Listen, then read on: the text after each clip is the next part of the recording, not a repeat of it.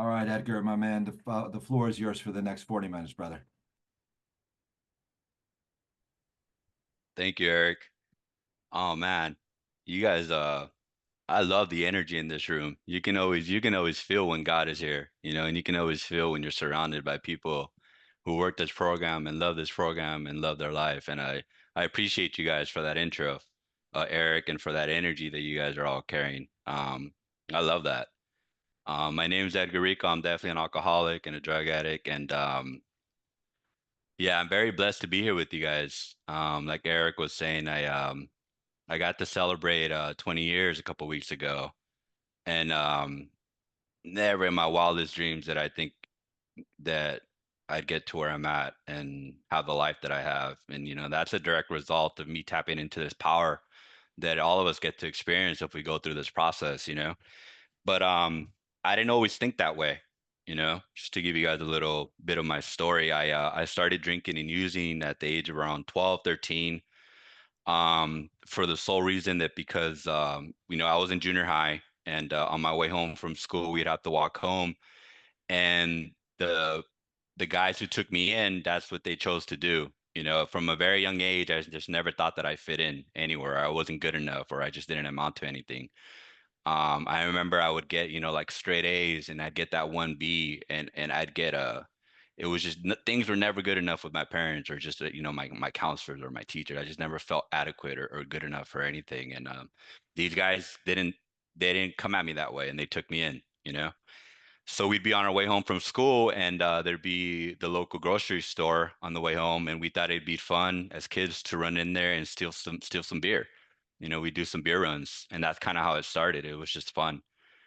We'd run in, steal some 40s, take them to the local park, and just drink, or some tall cans, and that's kind of how alcohol started for me. And then it started progressing from that to just smoking marijuana, just still just a lot of fun. And that was pretty much all of junior high because these guys took me in, I felt part of, and that's just what we did, and that's what they wanted to do, so I did that too. And then we get into high school, and now it's not just on the way home. Now we're meeting up before school at the park, and we're drinking and using, and then we're ditching class, so we're ditching, during lunch, we're meeting up at the park and doing that, and then after school, it just started to progress. But the whole time, I just thought it was fun. To me, I'm just a kid, and these guys took me in, and we're having fun until I got caught with some bud at school. I was about 15. I started dabbling in pharmaceutical sales, and the one time that I decided to bring the product into class, the security guard catches me, and I get sent to the juvenile system, juvenile court, because I got arrested and all that stuff, and I'm still a juvenile. And part of that sentence at that juvenile court was that I had to go to an outpatient program because I'm still a juvenile. So I don't know, I was about 15 or 16. I got sent to my first outpatient program. I'm here in California, so that was in Loma Linda, at the Loma Linda University at the Behavioral Medical Center. And that particular outpatient program was a 90-day program. It was an outpatient program, so one night out of the week, I'd be there with a bunch of other juveniles. Some were inpatient, and some were outpatient. And then another night of the week, all our parents would be in the same room. And these meetings were facilitated by a member of Alcoholics Anonymous and Narcotics Anonymous. So she tried to present a 12-step to us, and the disease of alcoholism. That's when I first got a little bit of an understanding of alcoholism. And then the other night, our parents would be there, and they'd be trying to teach us some kind of coping mechanism with our parents, and just trying to, you know, help us understand what's going on. My mentality at that age was wrong place, wrong time. I got caught up, and I don't have a problem. I'm only here because the juvenile court sent me here. I don't want to go to juvenile hall, and I'm going to complete this program. So from the age of 13 to the age of 23, the longest that I was ever continuously sober was for those 90 days. For 10 years of my life, the longest that I had ever gone sober was those 90 days out of pure fear. So I know people can go 10, 30, 60, 90 days on pure fear. I've experienced it, and I've gotten to see that over the years with a lot of people within the rooms who don't partake in this recovery process that we go through. So all I got from that particular experience in that outpatient program, the only thing that I can remember is that counselor telling us, if you guys don't get this now, you will be back later. And we used to laugh at her, like, oh, we used to like say, we're sorry that you're here. We're sorry you're an alcoholic. We're sorry that you have to do this, but wrong place, wrong time. So I ended up going back to a continuation school and things started to progress. It's not now I'm dabbling in a lot of the hard substance, with a lot of the other people that are in that continuation school. And I'm constantly just drinking. And it was I ended up completing that graduation school and I ended up going back to my high school senior year. And I'm really involved in a lot of heavy using of drugs and a lot of drinking. I'm just constantly drinking all the time. And it was graduation weekend from high school, and everyone's partying because we graduated, and I'm running around from one party to another, from one kegger to another to another to another, and I should not be driving, but I am. And I used to be really into racing. I used to like to race cars. And some guy challenged me to a race, and when I'm drunk, I get very violent and I got a chip on my shoulder, and you can't challenge me, and I don't back down. Our book called it our Dr. Jekyll and Mr. Hyde, and I understand that. And I told him, okay, if you want to race, we're not going right here to the straight where we're going to race down this mountain. And she said, okay. So we're racing down the mountain, and I took a curve going too fast. I don't know. I think the police report said I was going about 70 miles an hour, and I took my car into a brick wall, and ended up shattering my arm in three different spots. Ended up in the intensive care unit. Um, Having surgery on my arm. And I'm in the ICU recovering, I don't know if this is still practiced today, but that's how it was back then. They hooked me up to the IV and they put me on morphine. And for the pain, I was allowed to push this little button and I'd get injected with morphine for the pain. And I was just going to town on that guy, just click, click, click, just clicking away. And the nurse took me off of it. She's like, "Oh no, we got to get you off of this morphine because you're abusing it. You're not using it correctly." Um, so like, okay. And then they give me the Vicodin to go home with, and I get hooked on the Vicodin. And so now I'm not in school and I'm just at home, just depressed, because all these people that I thought were my friends are not around anymore. I don't have my vehicle to get around. And I'm just managing to be able to get enough drink to just drink and sleep all day. That was life. I'd wake up and drink, smoke, and that's all I did. I would just veg out all day and play video games all day. And then very depressed. When the book talks about manic depressive, I understand that. I understand depression and being in loathing and self-pity. Like that was my life for many years. And I had an old friend who took some pity on me and called me up. He's like, "Man, we got to get you out of the house. You're just not doing too well. Like, why don't you go with us to this party?" And he was a DJ. Like, okay, I'll go with you. And we show up at the party, and I could just feel the energy. It's just like, oh, it was in a bad part of town, and I shouldn't have been there. And I just felt it before I got there. But I'm with my friend, a couple other friends. It's about three or four of us, and sure enough, once the liquor kicks in, the tempers start rising, and sure enough, like I had, intuitively thought, things started to happen, and people started to fight. And there was about 30 guys going at it in front of that house, just going at it. There were these two different groups there who just did not get along, and they're just about 30 guys going at it in front of the house. And me with my temper, when I'm drunk, decides to go out there because I want to fight too, you know? And I proceeded this is the insanity, right, of alcoholism and me not being able to comprehend the truth from the false and just thinking like, oh, this would be a good idea to walk into this fight. And I ended up getting jumped by about 10 guys, and I'm on the floor getting hit with a bat. And when I'm on the floor, I end up getting stabbed in the lung and two arteries. They punctured my two arteries in my lung, and I'm choking on my own blood, and it's getting pretty bad that night. Thankfully, one of the guys that I was with was an EMT, and he was able to stop the bleeding enough for the ambulance to get there. And the doctor at the ICU again said, and if I would have got there any later, I probably wouldn't have made it. And they operated on me all night. That was a very serious surgery. All night I was in operation because they had to cut me open and repair my lung and my two arteries, and it was about a 24-hour ordeal. And sure enough, again, I get hooked on the Vicodin and the morphine. And to show you how much of a real alcoholic and how bad the insanity got, they stabbed me in the lung. A month after I got out of there, the obsession told me it'd be a good idea to go smoke some meth. a month after that ordeal. And that's what I proceeded to do. And my world got very dark at that point. I was just angry, just mad at the world, and you couldn't tell me nothing because of all the stuff that I had put myself through. No one could tell me nothing. And things started to progress as far as my pharmaceutical sales. And now I'm selling guns and I'm running with the crowd that I should not be running with, running with a lot of gangbangers, running with people in the street, and just running amok, you know? And this continued to about the age of 23. My world got very dark. Now, mind you, I grew up in a very loving household. My parents were part of a 12-step group. My parents involved me in the church from a very young age. Very, very young, I was always in the church Sundays and Wednesdays. And every other meeting, I was that little kid running around in the meetings with my parents. So it had nothing to do with any of that. My alcoholism is my disease and my alcoholism. Spirituality and religion were part of my upbringing. I understood that. But yet that's what my disease did to me. I was about 23 years old, and we were going to go sell some guns. And again, when I get angry, I get very violent, and when I get drunk, I get very angry and very violent. And I had said something to the owner of the house that I probably shouldn't have said, and it irritated him, and it got him very angry. And this stranger, this complete guy, I did not know this person. This is a God working in my life, right? I didn't know, I still don't know who this person is. Came up to me and he's like, you said some stuff that you shouldn't have said, and your life is in danger, and I need to get you out of here. I'm like, well, what are you talking about? And he's like, you pissed these guys off, and they're talking about doing stuff, so I need to get you out of here. I'm like, okay.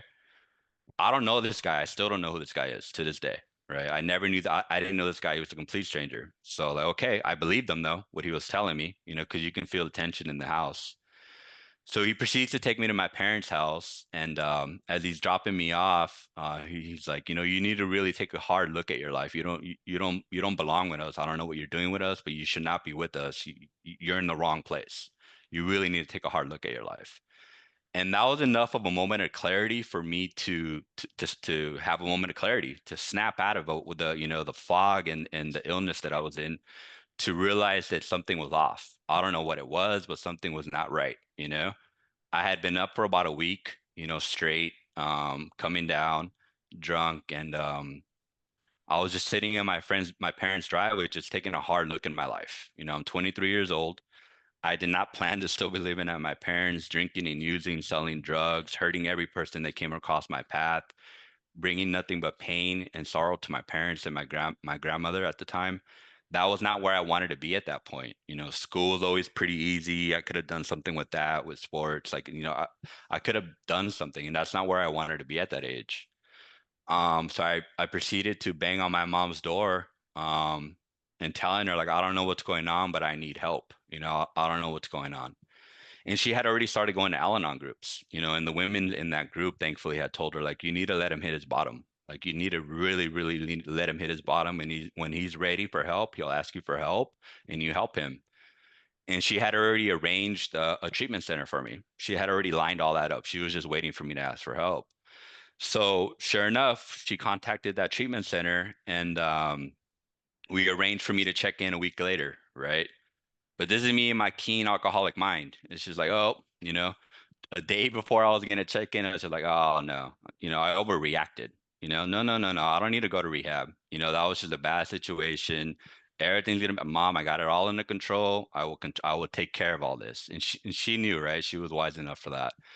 So I come home the day before, and my door is off the hinges. Everything I have is in trash bags. My scale is there, all my little baggies, my marijuana at the time. And my dad's friend Jose was a highway patrolman, and he's there. And I'm like, oh, what's Jose doing here? And I walk in, and he's like, so your mom tells me that you decided that you don't need rehab anymore. He's like, that's good. He's like, that's good that you came to that decision. He's like, but you have three choices today. You have three choices right now. You're either going to A, leave your parents' house and go live wherever you need to go. You're going to go with me to jail because I have you on intent to sell and I have all your stuff here, or you're going to go into this rehab. Those are your three choices, and you need to figure out what you're going to do right now. And I'm like, oh man, I can't hit the streets because I piss people off. I don't got any money. I don't want to go live on the streets. The girlfriend at the time was nowhere to be seen. I couldn't go and manipulate and stay at her place. and I don't want to go to jail, right? It's like I'm not built for that. I don't want to go to jail. It's not gonna happen. So my alcoholic mind was like, you know what? I'm just gonna go into this rehab. I'm gonna call my grandma in a week or two and cry to her that they made a mistake, and I'll be home in a week tops, right? That was my thinking. So I went into this rehab. It was a 6 month rehab. Um, I ended up staying there an extra couple of months. I get into this rehab not knowing anything about alcoholism, drug addiction, nothing. I'm only there because I didn't have nowhere else to go, you know. But part of that program is like you need to get a sponsor, and if you don't have a sponsor, then you leave, and they give you a week to do that. So my third day there, detoxing, you go through your curriculum, right? You got to do your chores. You go through the meetings that any rehab usually has. But at night, after dinner, you get to choose if you want to go to a book study or a speaker meeting that they have there every night. At this particular rehab, they had a book study Monday through Friday through the alumni of the people who had gone through there who come back and facilitate this book study. So you start one part of the book on Monday, you pick it up on Tuesday, Wednesday, Thursday, and Friday. If you're there all 6 months, you could probably go through the whole entire book, maybe once or twice, right?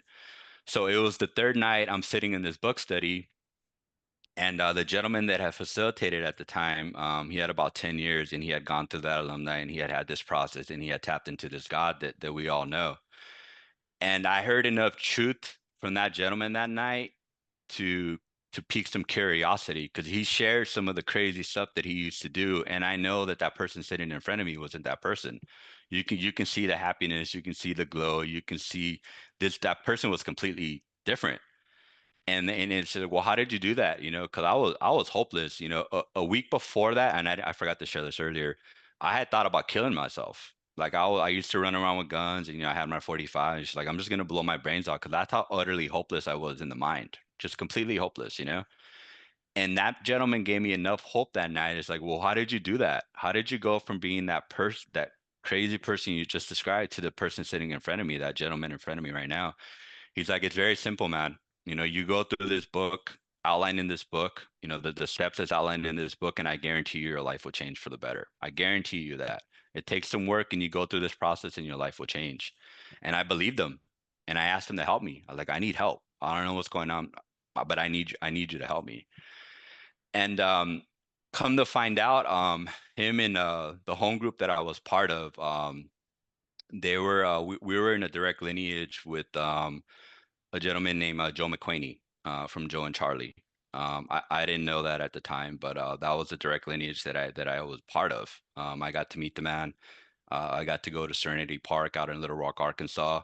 His particular treatment center had a 95% recovery rate. So the program that I got introduced down into was not watered down. These guys were big book thumpers. These guys were they knew and understood the book, and this is the group that I fell into, and that's what they proceeded to teach me. Um, so I ended up going through the process while still in rehab. I was helping people while still in their rehab at about 3 months to understand this process, to the best of my ability. Because the guys that I was in there with started to see me change. And they were like, well, how are you doing that? They started to see it like, you're different. 3 months later, you're like, what are you doing? It's like, dude, I'm just going through this book. And to the best of my ability, I started to try to help them understand the book. They didn't call me sponsor by name or step guide or anything, but I was just genuinely trying to help these guys understand the book. And I ended up going through this process, that's outlined in this book. And I ended up tapping into this power that has given me a life beyond my wildest conceptions. And that was 20 years ago. 20 years ago, I got to experience God on a level that I didn't even know was there. I came into these rooms very agnostic. I thought I was an atheist, and then I learned that I was an agnostic going through this process. Like deep down, I knew something was always there, right? Coming up in the church, coming up in the rooms. It's just, but I was so fearful to trust and rely on that just because of the things that I had experienced in my alcoholism. But going through this process diminished all that. And all that went away, and I tapped into a relationship with a father that takes care of me. And I proceeded to do this work, and I proceeded to sponsor people, and I proceeded to start my own big book studies, and I proceeded to take over one of those facilitate book studies that I had in my old rehab. And I proceeded to make this my way of life. This is all I did as a kid, as a young adolescent since the age of 23. And I've been very fortunate to work with a lot of gentlemen, a lot. And each gentleman that God has put in my path has taught me exactly what I need to know at that moment to learn and become the person that God wants me to be. And I've helped these people hopefully see what's going on with them with their alcoholism and hopefully help them develop their relationship with God, and every single person that I've had a chance to work with has been a blessing in my life. I moved around a lot for work, and part of a vision for you is with book in hand, you can do pretty much anything, right? And I would go into different parts of California, and if there wasn't a book study that I could join, I would start one. And that's what I would do. I'd find the nearest rehab, talk to the board members there and pitch to them that we should have a book study here. And they agreed. God will let that happen. And to this day, a couple of those book studies are still going pretty strong. Two of them, actually. Um, and then, part of our home group, my old home group was we would have Big Book Comes Alive workshops, Friday through Sunday. So I started getting involved with that. We were connected here in Southern California. Well, we're connected. They are connected everywhere with the Salvation Army. So I started facilitating Big Book Comes Alive workshops all over Southern California. On Monday we start on Friday night and we'd be done by Sunday, kind of very similar to the way Joe and Charlie do it. Again, that was our lineage, and I started doing that all over Southern California.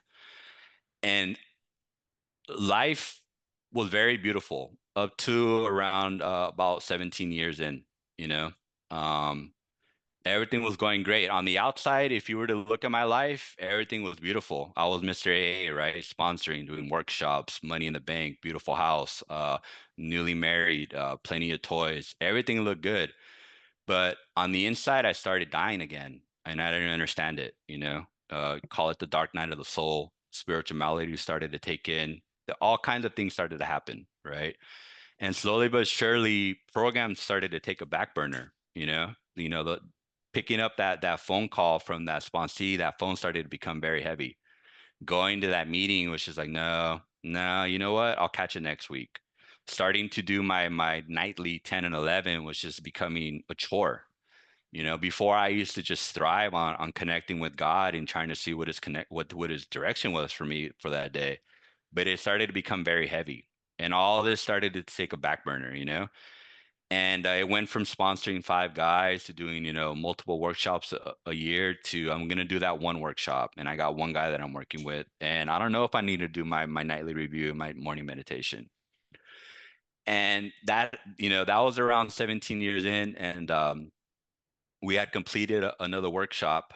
And I was in a very dark place internally that weekend. And that workshop thankfully snapped me out of it because I got back into the process again.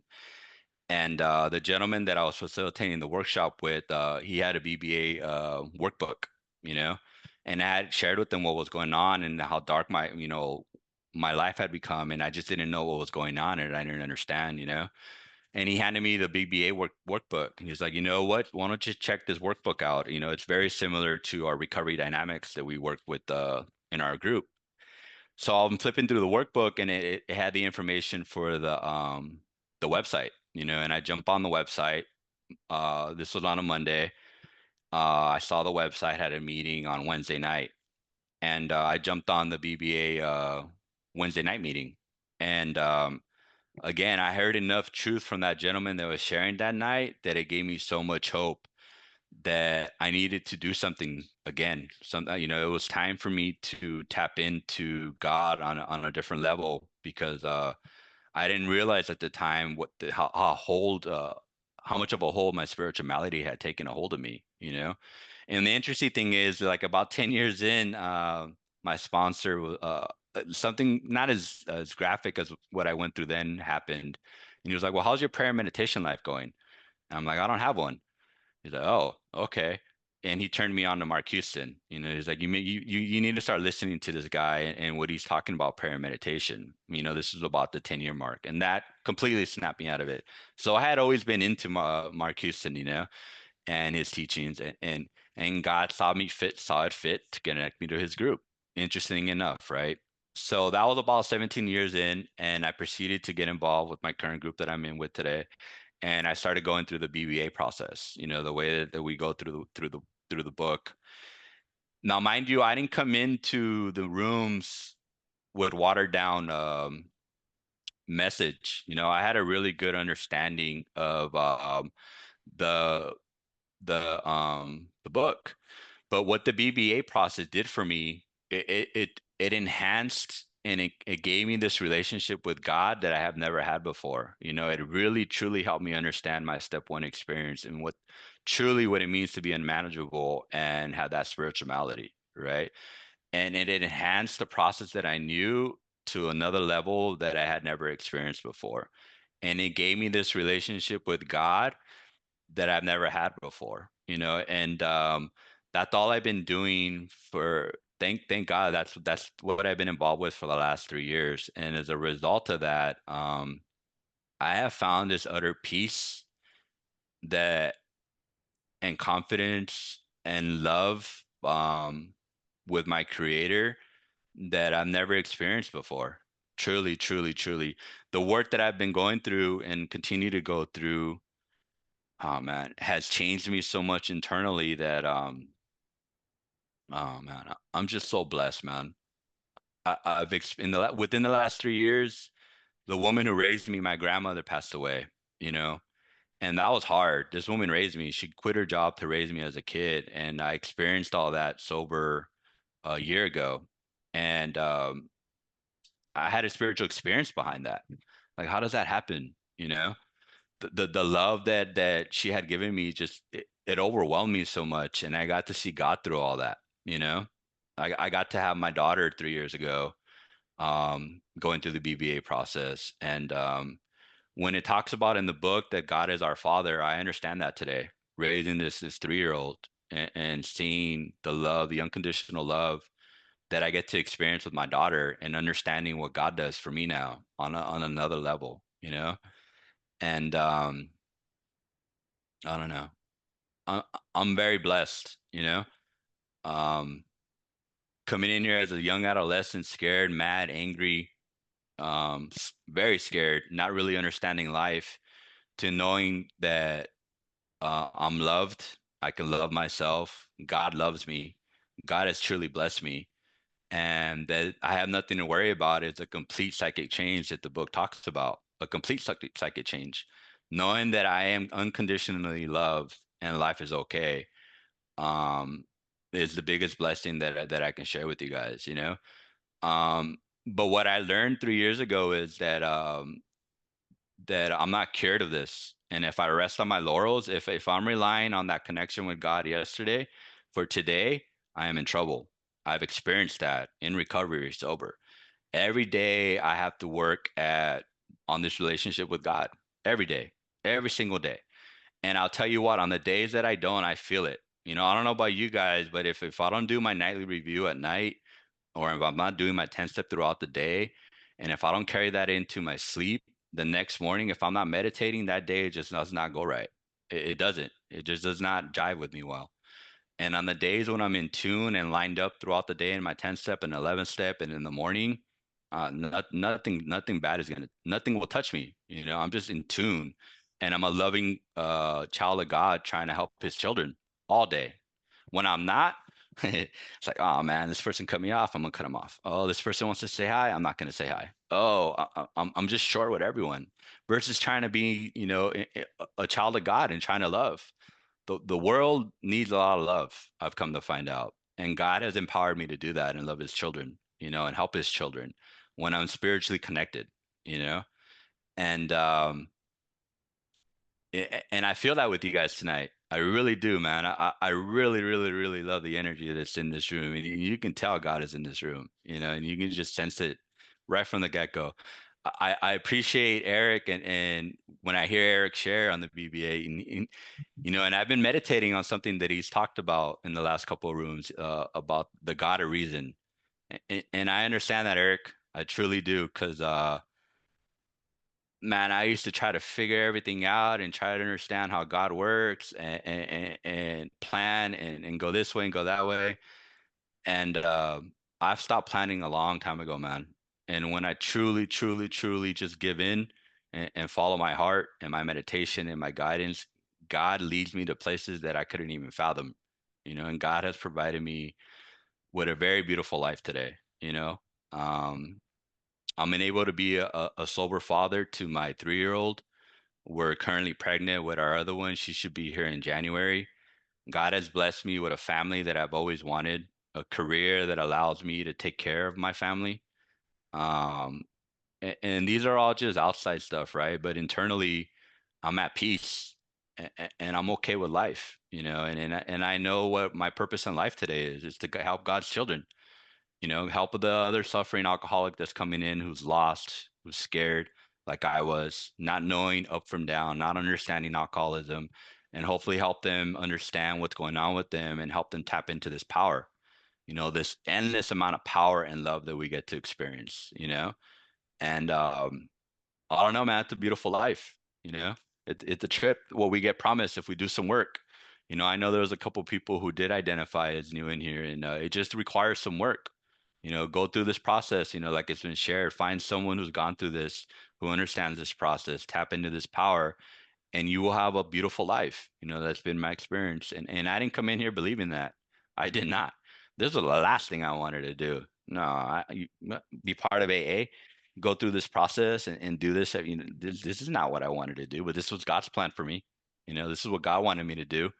And once I realized that and tapped into that, yeah, He's blessed me. And I'm not sure how much more time I have, Eric. You got about 5 minutes, buddy. Okay, cool. I will just, I wanted to read something to you guys. I was praying and meditating on it before the meeting, and I just asked God, what do you want me to share tonight? And this page came up. We used to close my old home group with this part of the book every night, and for some reason, this is what God wants me to share. So I'll share this with you guys, okay? Page 164 of A Vision for You. It says, "Our book is meant to be suggestive only. We realize we know only a little. God will constantly disclose more to you and to us. Ask Him in your morning meditation what you can do each day for the man who is still sick. The answers will come if your own house is in order. But obviously, you cannot transmit something you haven't got. See to it that your relationship with Him is right, and great events will come to pass for you and countless others. This is the great fact for us. Abandon yourself to God as you understand God. Admit your faults to Him and to your fellows. Clear away the wreckage of your past. Give freely of what you find and join us. We shall be with you in the fellowship of the Spirit, and you will surely meet some of us as you trudge the road of happy destiny. May God bless you and keep you until then." So I want to end it with that. And I really, truly hope that you abandon yourself to God as you understand Him and meet us, and trudge with us in the fellowship of the Spirit on this road of happy destiny. So I want to end it with that. So thank you very much for having me.